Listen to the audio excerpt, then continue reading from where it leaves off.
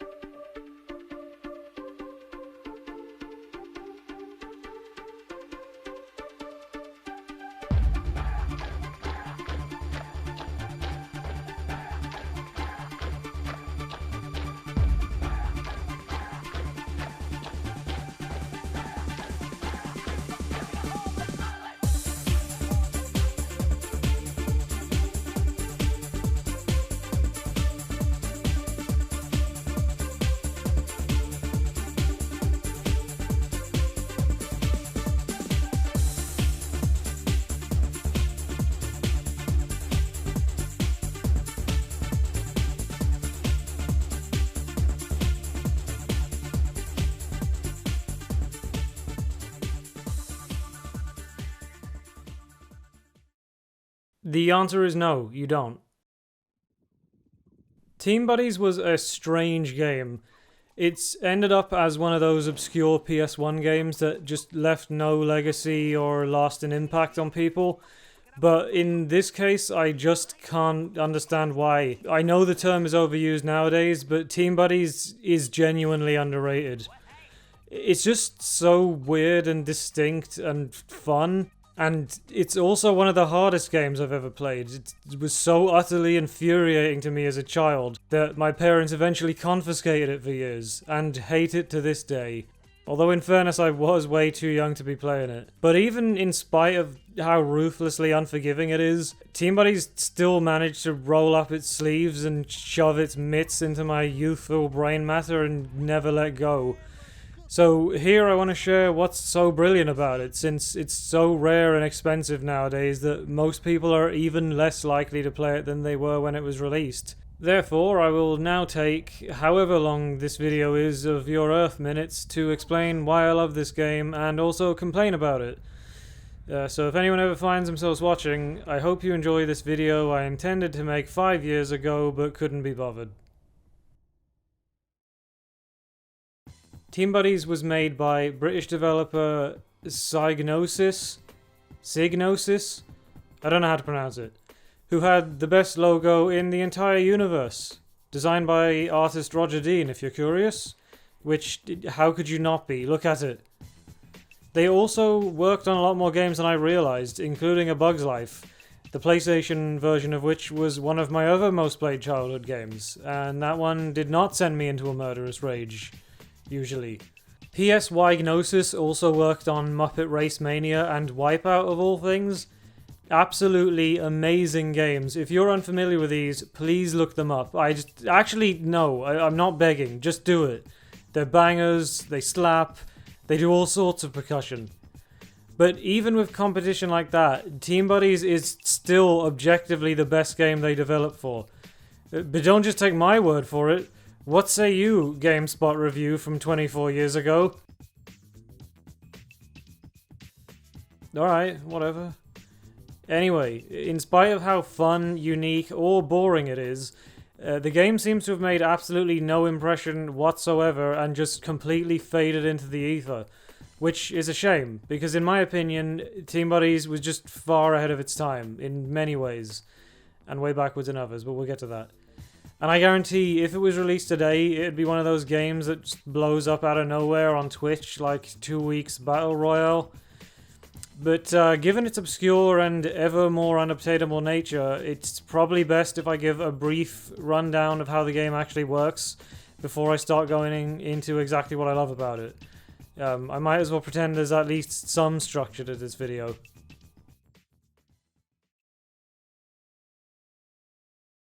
I really did want to avoid a sort of dry Encyclopedia Britannica style rundown of the gameplay, but it's quite specific and I can't think of any other way to do this bit. So I apologize and I'll do my best to brute force this section as quickly as I can.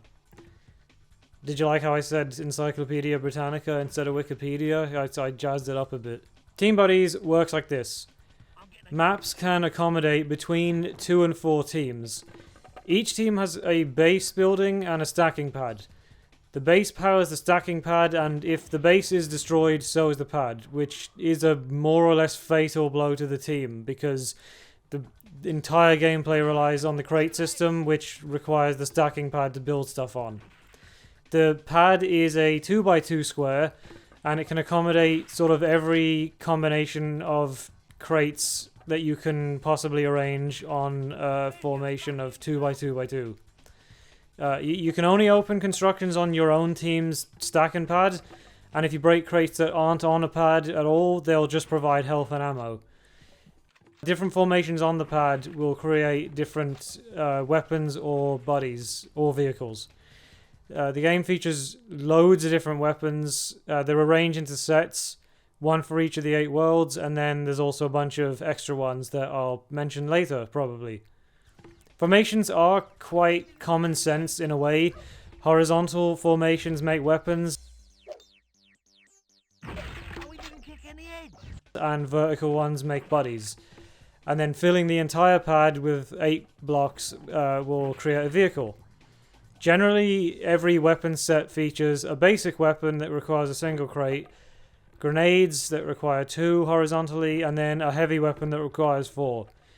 Then, alongside the weapons, each set tends to include 2 body types, which vary between worlds.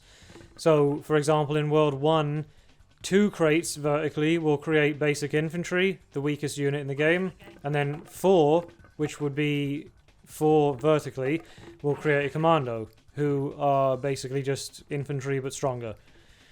In addition to all of this, formations can be improved by adding a super crate to the recipe. In most cases, this just gives the resulting body or weapon more health or damage output, but in some cases it actually changes the result, like most often vehicles, but some weapons will evolve into a stronger variant that looks and behaves slightly differently. Bodies will generally just be stronger and glow slightly. Super crates are airdropped into either the same area as regular crates, but much more infrequently, or they get airdropped into their own little place that's usually more out of the way on the map. Sometimes there's like one super crate at the start of a game, and everyone fights over it. Other times, super crates don't start getting airdropped in until a match is well underway. The final element of the crate system are mega crates. These are special in that you can't actually build with them. They are 2x2x2 sized single crates that can be found hidden around levels or summoned by special buttons or by performing certain actions like destroying stuff. Mega crates break on contact, and they'll either reveal a secret special weapon or a ready-made vehicle. Since they're the main draw of the game, all of the different weapons and bodies are really imaginative and a lot of fun. To give you a random cross-section, we've got time bombs.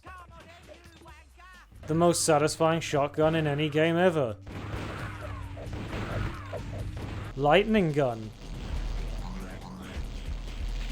Multi-orb gun, whatever that is. Hover tank. Bicycle.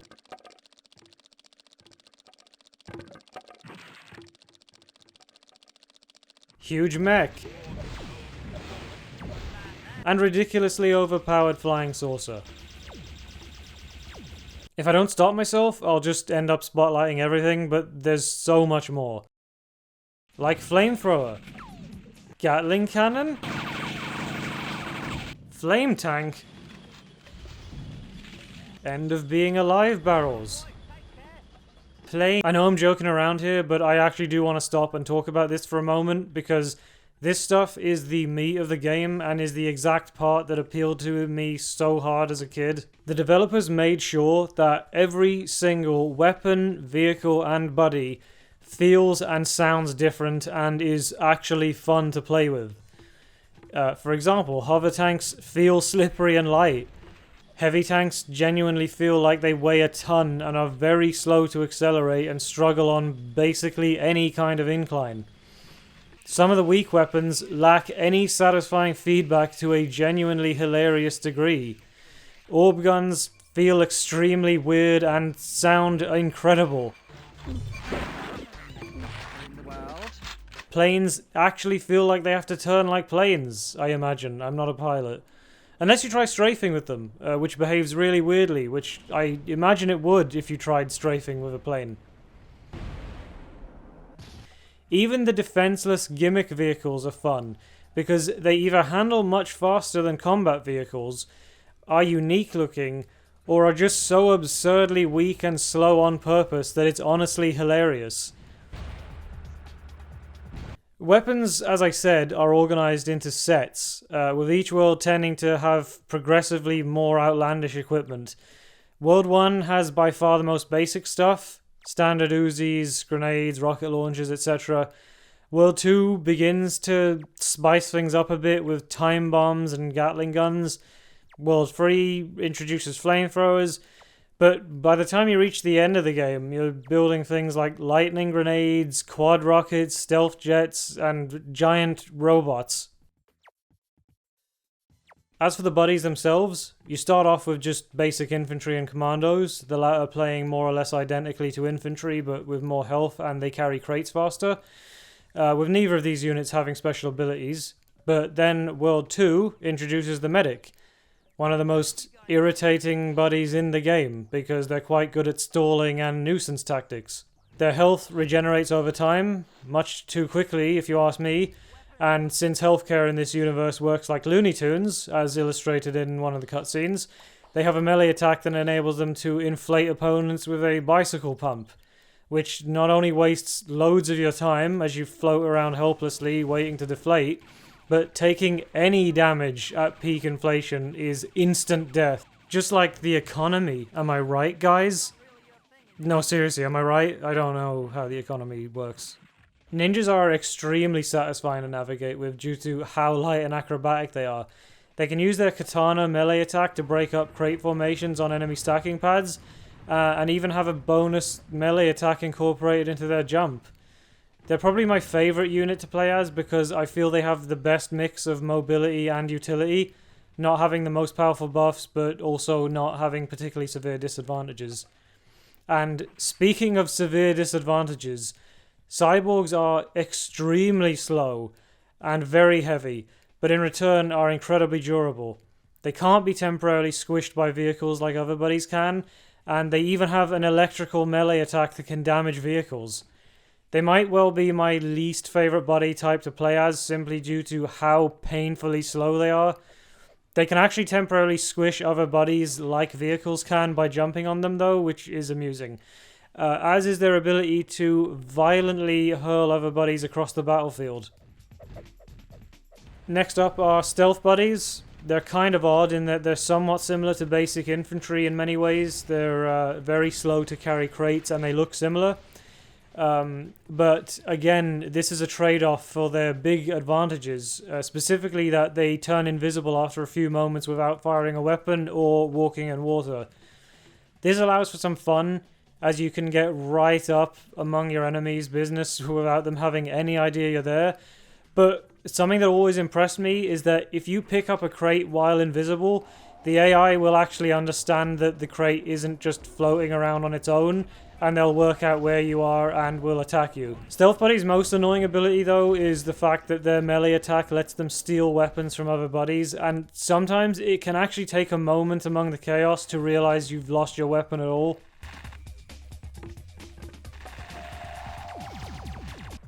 Lastly, we have Super Buddies,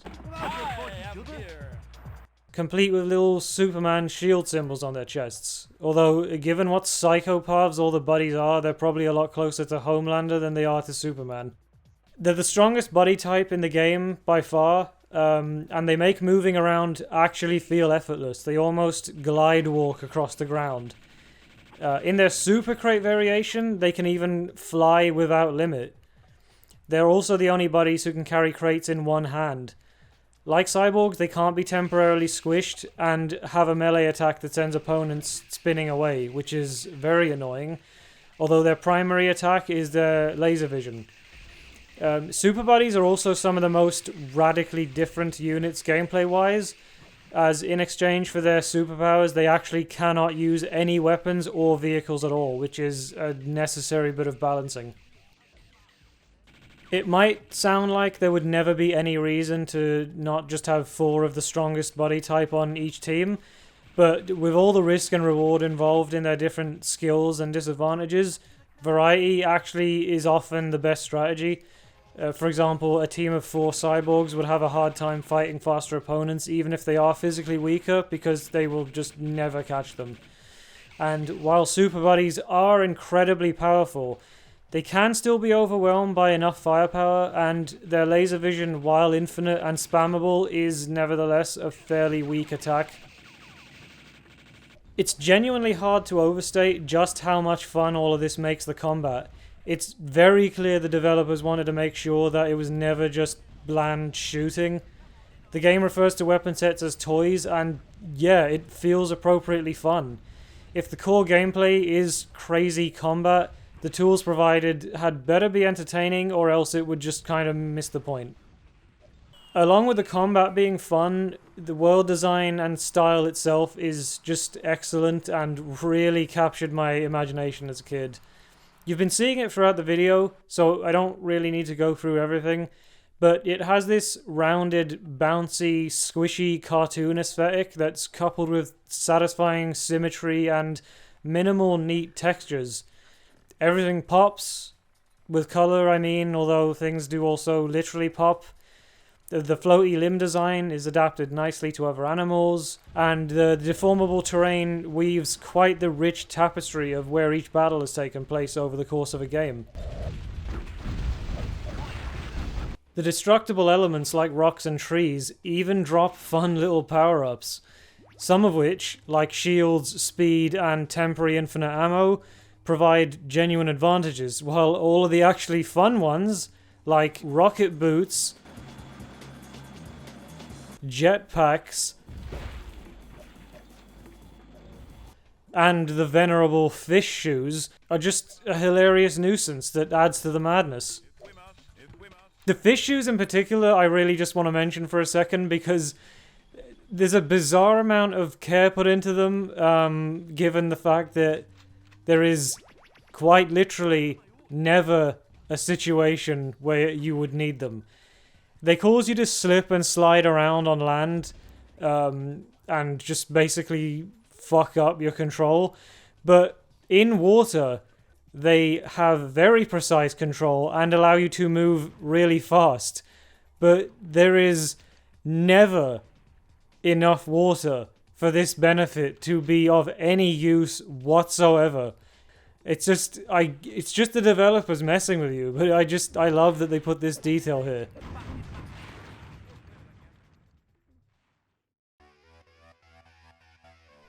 I can't think of a smooth way to transition into talking about the single-player story, so I'm not going to bother, I'm just going to start talking about it. But if you don't want the story spoiled, just skip to whatever time I put on screen. Anyway, the general idea is that Buddy World was initially this stereotypically innocent, cartoony, kid-friendly world with no violence and no negative stuff. But at the start of the game, these crates fall from the sky and introduce them to the concept of violence and weapons and probably swearing, or maybe they already did the swearing before. And it just explodes into all-out war, with buddies banding into factions based on colour. Towards the end of the game, it's revealed that these crates were purposely introduced by an alien race called baddies, who are just basically rectangular buddies with evil glowing eyes, and they're like black voids. You know, like the Pokemon Jinx, where she's like a void with eyes? Who introduced the crates to this world so that they could film the ensuing chaos for a TV show. And eventually the buddies learn this, and they come together to defeat the baddies and put everything back to normal. And probably forget all the swear words they learned. What I really love about the story is how epic it feels. That's definitely the wrong word, but I'm not exactly sure what I'm trying to say. The campaign is framed as your team and its allies fighting against an alliance of enemy teams as this chaotic new world coalesces into opposing factions. Sort of like in that one real-life war no one will ever shut up about. Events start out small, directly from the event scene in the opening cutscene, before the fighting spills out into the countryside for World 2, and then just across the planet. Eventually into space to take on the baddies on their own turf. There are distinct missions, each side has characters like generals and scientists, weapons are developed, hostages are rescued, factories are sabotaged, important buddies are assassinated. It just genuinely feels like an adventure or something. The often lengthy mission briefing screens are used to brilliant effect as well. Since there's only so much this game engine can manage, these screens are a chance to really paint a more detailed picture of the world and its events. So the whole aspect is probably the biggest reason I think it's totally unfair to discount single player, as so many reviews seem to. I just think it's really disingenuous because clearly a lot of effort went into making it just as fulfilling as the multiplayer, if not more so. Just a side note, but another fun detail is that while you're almost always contending with several enemy teams who are allied with one another, it's actually very easy for infighting to break out among them regardless. Because I suppose at the end of the day, when it comes down to it, it's every team for themselves, and this large alliance is still a tenuous one. Sort of like in that one real-life war no one will ever shut up about. Regarding the actual gameplay of single-player mode, the missions do start off simple enough, but quickly become much more, I was gonna say challenging, but the correct word is unfair. Kill the enemy team, cool, no problem. Get the farmer's tractor back, sure thing. Escort these camels, okay. Are you sure you playtested this? And, my favorite mission, just fuck you, basically. While I do enjoy the times when the game deviates from simply kill everyone to more specific objectives, oftentimes it usually just results in an insane difficulty spike on top of the already ridiculously high difficulty. Because while you're good to usually just let loose and blow the shit out of each other, if you have to, say, escort an NPC, you can't just let loose and blow each other's shit out. And as it happens, keep this fragile moron alive while a whirlwind of carnage ranges around you is difficult and infuriating. I mean, seriously, as a kid, I was flat out incapable of getting further than World 2. It wasn't until years later, when I matured and improved my abilities and getted gooder, that I could finally enjoy the game to its fullest. Okay, I am joking about the difficulty, but I do think it's worth mentioning that I genuinely consider the extreme difficulty of this game to be a flaw.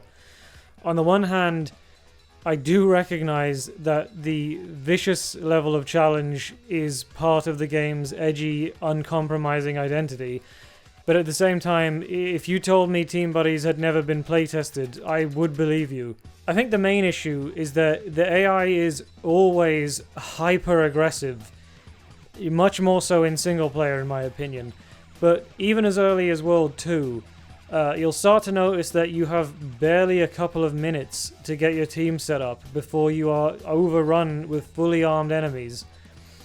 This is obviously part of the game's specific challenge, but it's that plus the fact that you die so easily. All but two buddy types are very much not that agile, and you're at the disadvantage of essentially being a one-person team. Due to your own squad's general lack of competence without direct orders from you, while the opposing teams are at least somewhat cooperating. I often find my guys to be most useful just acting as distractions. Like, I'll just rapidly build new buddies, set them to free build to keep them occupied, and then at least that way they kind of work as human shields, for lack of a better term. Some later levels even take this issue and lean into it, intentionally starting you with no base, no weapon, and all the other teams already being fully manned, fully armed, and coming straight for you. Again, I know this is the idea, and now I'm saying it out loud, it does sound like a fun, crazy challenge, but in practice, it never feels good. The issue of Team Buddies is that you kind of have to play it to understand exactly how it feels, just due to how unique it is. And given how rare and now expensive it is, most people haven't and won't be able to. And don't even get me started on those escort levels.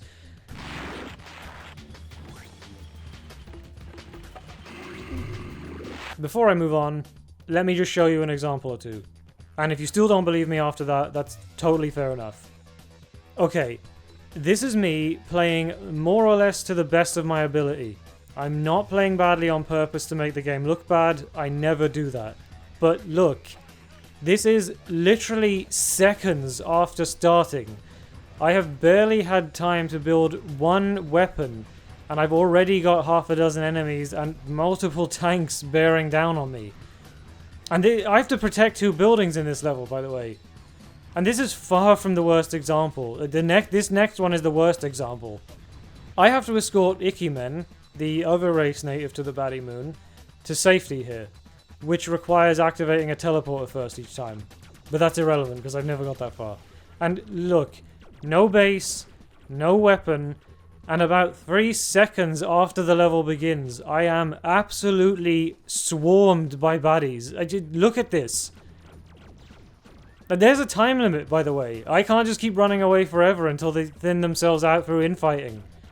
The baddies are even immune to lava, which neither me nor the Icky-Men are, by the way. Like, how are you actually intended to survive this? I swear I have no idea how it's possible. This is what I was referring to at the start about it infuriating my younger self. Apart from the fact that I absolutely couldn't handle being deliberately antagonized in the slightest, and though the game was addictive even at the start, knowing all the coolest and most fun stuff was eternally locked beyond my reach by an impenetrable difficulty level was very frustrating. Yes, the game is 18+, and I, a simple child, had no right feeling entitled to its content. But seeing it still give me the same trouble now I'm a well-adjusted adult who has since become someone who loves deliberately overly punishing games, still not being able to get much further into the game suggests to me that there is something not quite right here. Or maybe I just suck. I mean, look at the state of this video. I want to mention this before I go any further. As great as I think this game is, even though I've just spent the last 52 minutes complaining about it, if it has one mark against it, and it doesn't, it has 2, this is the second one, it's the humor. The swearing and cartoonish violence is genuinely amusing and definitely fits the game. But what isn't amusing are the very caricature-y impressions they've given each colour. Each colour of Buddy has a different accent, along with a stereotypical caricature-level impersonation of that nationality. It ranges from not too bad to what I can only describe as downright inappropriate. Especially with the purple team, who are quote-unquote Japanese. Medic characters are also voiced in an extremely camp, carry-on movie way, which is also a shame. To be clear, the characters aren't running around hurling racist and homophobic remarks. It really is mostly just swearing or talking in an exaggerated accent. But the impressions themselves are very much in the vein of that edgy, insensitive South Park humor, and it only detracts from the game. As a kid, I never really paid it much mind. I just thought the game was fun and infuriating, but nowadays it does make me uncomfortable. It pains me because it drags down what is otherwise a brilliant game, but honestly, I'd remove all this questionable humor in a heartbeat if I could. Given it's a British game with a very British sense of humour, maybe just having parody English, Scottish and Welsh voices would have been enough. Initially I wasn't going to focus on this, but as I was writing the script, I couldn't in good conscience sit here telling you how good of a game it is while sheepishly avoiding mentioning what is definitely a mark against it.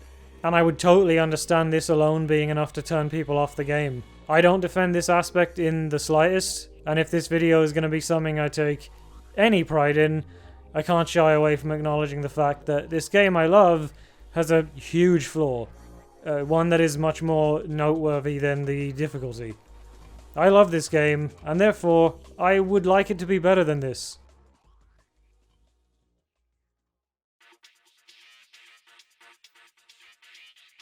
Now that I've completely taken the wind out of its sails, we come to multiplayer mode. I'm not going to go into tedious detail about every skin or weapon set because I'm worried this video is getting too bloated already, and it isn't actually supposed to be a review. This is just me reminiscing about a game that I still play.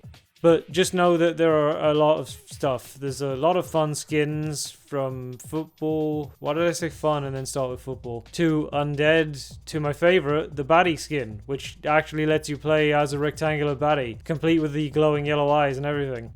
Although, because it is just a skin, you don't actually get the baddie's immunity to lava, unfortunately. Anyway, you've got Deathmatch, which is self-explanatory and is the most similar to story mode, so I'll skip over that. But then you've also got Capture, where each team has a pen with an animal in it. You've actually seen some footage of this already in the video. The goal being to grab another team's animal and drop it in your pen, where it will respawn at its own base and give you points in the process. More so if your own animal is still in the pen at the time. It's like an insane twist on Capture the Flag. You also can't permanently kill off a team in this mode, or any of the non-deathmatch modes, actually. If the last member of a team is killed, they'll just respawn at their base with the basic weapon from the set that you're playing with. These non-deathmatch modes award victory based on points as opposed to just killing everyone. If an animal is dropped outside a pen, which will happen constantly as everyone fights viciously over possession of them, they'll run aimlessly around the map, usually pursued by a crowd of fighting buddies. God, I love this mode. Next up is Domination, where levels have a certain number of things dotted around them, which change colour based on the colour of the last buddy who touched them. At regular intervals, points are awarded based on how many things each team has in their colour. Hang on, is this the one based on Capture the Flag? I have no idea how Capture the Flag works actually, come to think of it. The AI will even sometimes post guards at these objects to maintain control of them. It's quite impressive actually. What's great about these non-deathmatch modes is that the bots will focus almost entirely on the specific victory objective and less on straight up combat. So they'll largely leave your base alone for a change. And I just find it a lot more fun to not have to worry about this for once and be able to just completely revel in the carnage. And it's this right here that forms the absolute core of what I love so much about this game. Set the timer to maximum, pick a weapon set you like, and play a game of Domination or Capture, and it is just 14 minutes of uninterrupted chaos. Death is no longer permanent, so although you lose your weapons when you die, you're much more incentivized to just dive headlong into the fighting because you'll respawn anyway, just like in real life. And since these games are points-based, it doesn't break the balance. I just wish there was an option to remove time limits entirely like some of the single-player levels do. I have spent countless hours in these modes, and I have as much fun today as I ever did as a kid. Lastly, and least funly, we have Bomball.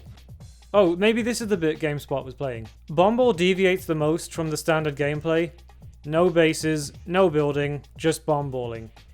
You grab the bomb in your hands and you throw it into one another's goals and run away before it explodes. You earn points if it explodes in another team's goal, and you earn less points if it explodes close.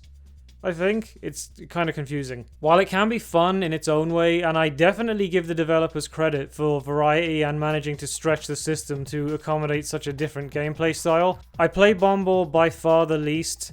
It gets extremely repetitive quite quickly, and there really isn't much to it. I also don't like football, so recreating it beat for beat in here does nothing for me.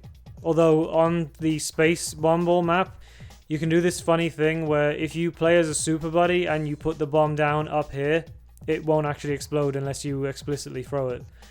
The bots will keep running into the lava and exploding as they try in vain to reach it, even though the other super buddies clearly could. Since you can't build weapons or buddies, each team, of 3 rather than 4 in this mode for some reason, continuously respawn armed with the basic weapon from the set that you chose. This is mostly fine, although some weapons, such as the very weak space lasers, can actually make this mode almost unplayable, because they'll knock the bomb out of everyone's hands non-stop. There's one more detail I forgot to mention because for whatever reason it won't appear for me this time, despite the fact that the game told me I've unlocked it in my playthrough for this video. So I can't get footage of it and you'll just have to take my word for it. Ghost mode is if the last member of your team dies in deathmatch, you will turn into a ghost.